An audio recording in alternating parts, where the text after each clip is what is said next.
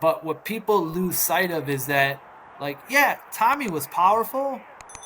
He had great power, but you gotta look at his timing and his placement of the punches.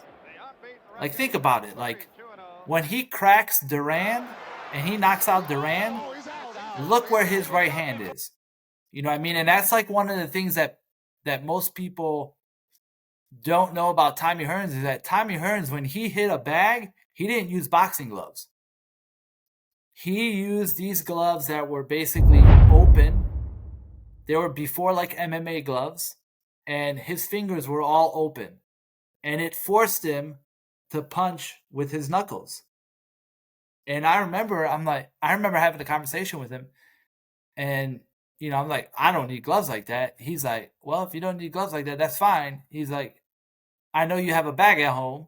He's like, work on the bag. He's like, as light as you can. And he's like, and just focus on hitting with your knuckles. So it's like a down, like timing at the last downward motion. You get what I mean? Because a lot of times when all you learn how to hit with is the gloves, your hand is like this. So when you go hit, this is hitting the person first. It's until that last like split second when you connect that your knuckles connect. And that's one of the things I learned. Huh? Sorry, carry on. And that's one of the things that I remember him explaining that to me, why he wore those specific gloves that he wore. And that's like one of the things that somebody, I don't remember who made this comment. That was one of the things that Tommy had problem when he first started fighting as an amateur. He couldn't turn his punches over. There was no power behind his punches. And who corrected it? I'm not sure if it was Emmanuel or if it was somebody else that corrected it, where they got him to punch through on his knuckles. And then it just exasperated and became a much more focus of him when he became pro. Like, look at when he lands punches, whatever.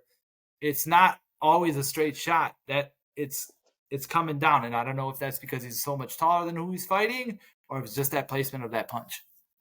Yeah, if you look at a lot of the old school boxers doing bag work, they're never wearing gloves. They're wearing mitts, aren't they? Those even Sugar Ray Leonard like wore those really thin, gloves to hit whatever. Yeah. It's an interesting point. Definitely something to look into, isn't it? If these old school guys still punching like that.